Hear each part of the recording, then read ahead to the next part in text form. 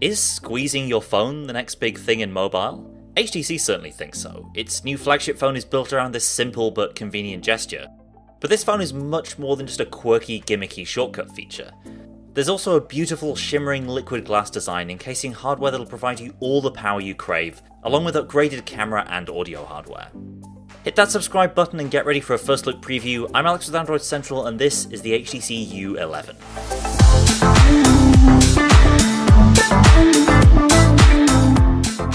As good as last year's HTC 10 was, one common criticism was that it was just a bit bland. There wasn't much there beyond the core formula of metal body plus latest specs, and HTC seems to have taken that on board when designing the U11. As the name suggests, this is the direct successor to the 10, but it's also a member of the new HTC U family, which started with the U Play and the U Ultra back in January. But honestly, forget those phones. The U11 is where the HTC U brand story should have begun. The design is a considerable refinement of the liquid glass aesthetic that HTC introduced earlier in the year, with no ugly protrusions or moulded plastic joins, just metal flowing into glass in a way that's a bit more organic even than Samsung's current design language.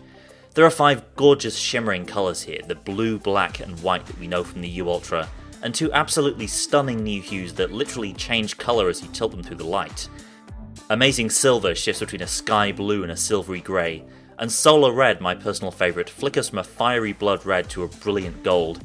HTC has gone all out on making the U11 eye-catching and vibrant, but not obnoxiously so, and the result is a design that still pictures can't do justice to. As much as HTC is advancing its design language this year, it's also dismissing one of the major trends of smartphones in 2017. The U11 is a traditionally shaped 16:9 slab with a definite forehead and chin to it. This definitely has its advantages though. I can reach the top of the notification shade with ease every time on the U11, and the fingerprint scanner is right there on the front where I can touch it reliably without fumbling around. It's also just the right size, at least for me. There's a 5.5-inch screen diagonal and off-screen keys, so you don't lose any of that space to buttons.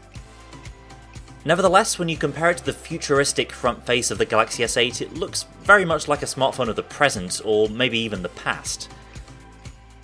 There's basically no difference between the front of the U11 and say an HTC 10 or HTC Bolt from last year. Not necessarily a bad thing, it's just not the most exciting front face out there, and it is shaping up to be a very competitive year in smartphone design.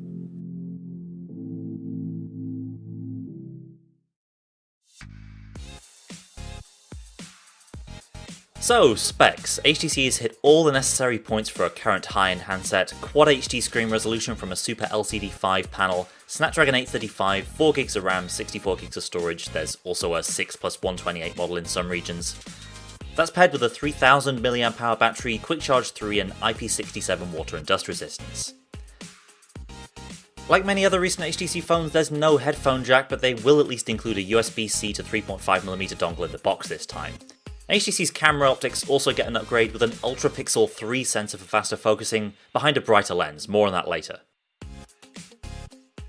But let's talk about something you won't find on most spec sheets, EdgeSense. This is the big marketing shtick for this phone, its ability to sense squeezes on the metal trim and do, well, whatever you want it to. You squeeze the sides of the phone and it responds with a short buzz and then stuff happens. Many of HTC's own apps have EdgeSense options built in. In the camera app, for instance, it'll take a photo with a short squeeze, or switch to selfie mode with a longer squeeze. You can configure how EdgeSense works the rest of the time in the settings menu, or simply turn it off if it bugs you. The demo units I played with were set up to launch the camera with a short squeeze, or hop into Google Assistant with a longer squeeze. For other Android apps, HTC will release an add-on tool shortly after the U11 launches that'll let you map certain functions to third-party apps, without the developer having to do anything to enable that. And there's this whole setup process so you can calibrate the phone to your own squeeze level, so hopefully accidental squeezes won't be a problem, not something I ever expected to say in a video there. Anyway, this is pretty neat, and it's easy to see how such a simple gesture could be useful, for example if you're wearing gloves or using the phone around water. But is it really more convenient than just another button? That's gonna take some time to judge, and it's something we'll get to in our full review. I mentioned One AI already, Google Assistant, but HTC is getting ready to make the U11 a hub for personal assistants. Amazon's Alexa will come to the U11 in the UK, US and Germany shortly after launch, and integration with more assistants is planned for later, with each one having equal access to wake-up commands and EdgeSense. The idea here is that different AIs are better at different things, which is all well and good, but it's also possible this could turn into a confusing mess if it's not handled right. And of course there's also HTC's Sense Companion, which is about to get more proactive with new skills to let you adjust alarms on holidays, or when you have early meetings, or optimize your app usage.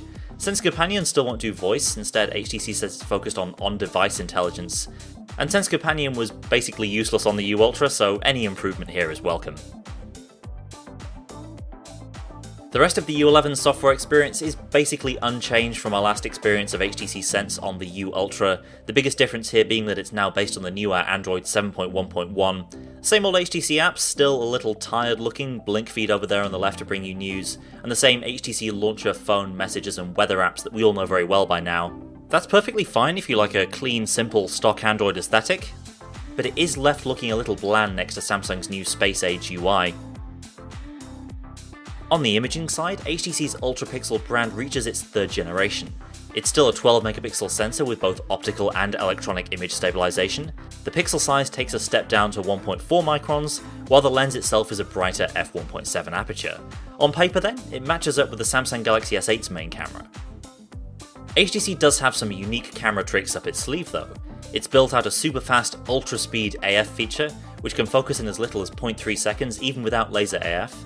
And HDR Boost, a new always-on lag-free HDR feature, sounds like HTC's take on the Google Pixel's HDR Plus mode. Image processing was one of the U Ultra's weaknesses, so it's great to see HTC getting properly stuck into computational photography here. That's more important than ever in a 2017 flagship. And around the front, the 16 megapixel f2.0 selfie camera from the U Ultra returns, complete with ultra-pixel low-light mode for lower resolution but clearer night shots, backed up by the Snapdragon 835's improved ISP. We'll have to wait and see on actual image quality. I've only had a very brief amount of time with the phone so far, but all the hardware and software are there, so there's a good chance the U11 will be able to go toe-to-toe with the best. HTC needs eye-catching, unique stuff to drum up some excitement around its brand and its phones this year, both of which have been flagging for the past couple of release cycles. But this year it has something shiny, that dazzling liquid metal back, and something squeezy in EdgeSense. That's an improvement for sure. It gives HTC's marketers something to work with, and it gives potential customers a reason to pause before automatically buying a Galaxy S8.